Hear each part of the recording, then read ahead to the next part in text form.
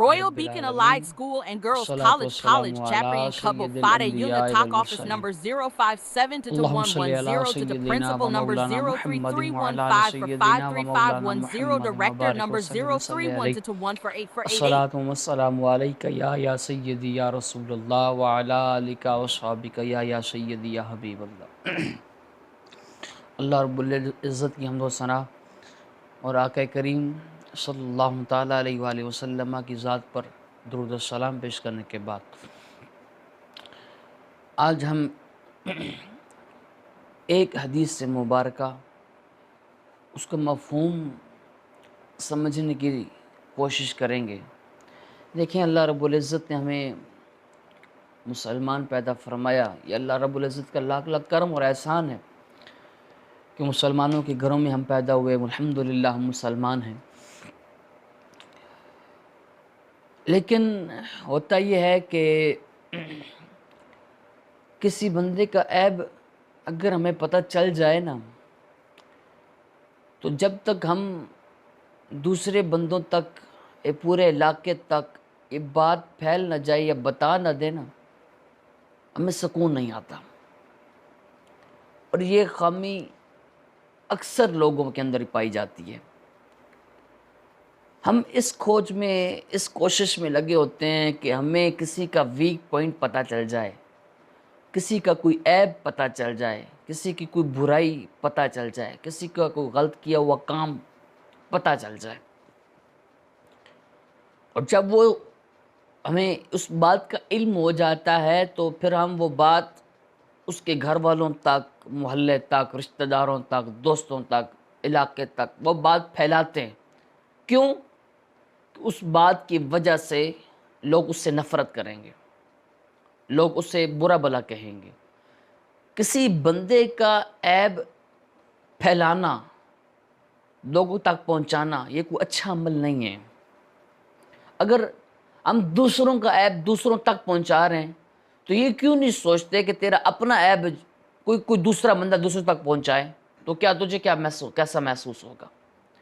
ہم کسی کا عیب دوسروں تک پہنچاتے ہیں تو کیوں نہیں سوچ رہے کہ ہمارے عیب جو ہمارے اندر موجود ہیں، کوئی دوسرا بندہ ہمارے عیب، ہماری برائیاں کسی دوسرے کے سامنے بیان کرے؟ یہ ہمیں برداشت نہیں ہے۔ کسی کا عیب دوسروں کو بتانے میں فخر محسوس کرتے ہیں، اور ہمارا عیب کوئی دوسرا بندہ کسی کو بتائے تو ہمیں برا محسوس ہو جاتا ہے کہ آخر ایسا کیوں ہے۔ حدیث مبارکہ آقا علیہ السلام نے ارشاد فرمایا، من ستر مسلما ستر اللہ یوم القیامہ۔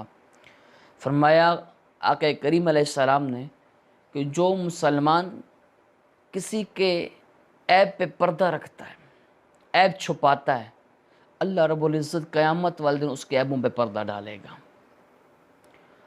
لیکن اب ضرورت اس چیز کی ہے کہ ہم کسی کے مسلمان کے عیبوں پہ پردہ رکھیں تو قیامت والے دن اللہ ہمارے عیبوں پہ پردہ ڈالے گا۔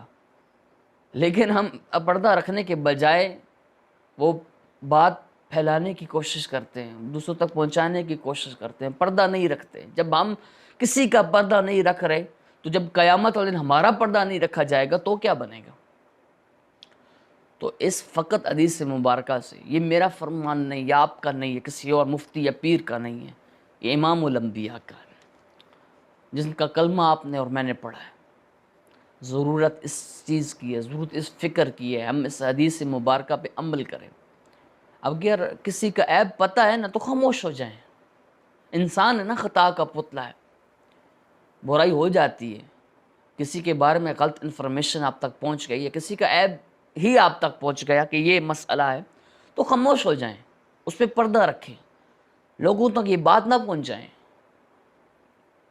مذاق نہ کریں اس کے ساتھ، لوگوں میں بیٹھ کر اس کے جناب تذلیل نہ کریں، اس کی عزت پہ ہاتھ نہ اٹھائیں، اس کا خیال کریں۔ اس کا عیب ہے تو اس پہ پردہ ڈالیں، اس نیت سے کہ آج اگر میں مسلمان کسی مسلمان بھائی کے عیب پہ پردہ ڈال رہا ہوں تو میرے اندر بھی 100 عیب ہیں، کوئی ایک عیب تھوڑا ہی ہے، میرے بھی کئی ایسے عیب ہیں۔ میں یہ کیوں نہیں سوچتا بھائی میں اس کے بارے میں بات کر رہا ہوں تو میرے بارے میں بھی تو بات ہوگی۔ تو مسلمان کو چاہیے، کلمہ گو کو چاہیے، آقا علیہ السلام کی امتی کو چاہیے، قرآن پڑھنے والے کو چاہیے، اسلام کو سمجھنے والے کو چاہیے کہ اگر میں کسی مسلمان بھائی کے عیبوں پہ پردہ رکھتا ہوں تو اس لیے رکھتا ہوں کہ اللہ قیامت والے دن میرے عیبوں پہ پردہ رکھے گا. اللہ قیامت والے دن میرے عیبوں پہ پردہ رکھے گا. اس یہ بات تھوڑی سی سوچئے گا ضرور کہ ہمارے معاشرے کے اندر یہ معاملہ، یہ مسئلہ بہت زیادہ عام ہو چکا ہے. ہم عیبوں پہ پردے نہیں رکھتے، پھر بات بہت دور تک چلی جاتی ہے. اللہ معاف کرے، یہ بات قتل تک، ناراضگیوں تک، ناچاکیوں تک، گھریلو رشتے ختم ہونے تک، طلاق کی نوبت تک یہ باتیں چلی جاتی ہیں. اگر عیب ہے تو پردہ رکھیں، اللہ آپ کے عیبوں پہ پردہ رکھے گا. اللہ تعالیٰ ہم سب کو حدیث مبارکہ سمجھنے کی اور اس پر عمل کرنے کی توفیق عطا فرمائے. وما علیہ الا البلاغ المبین.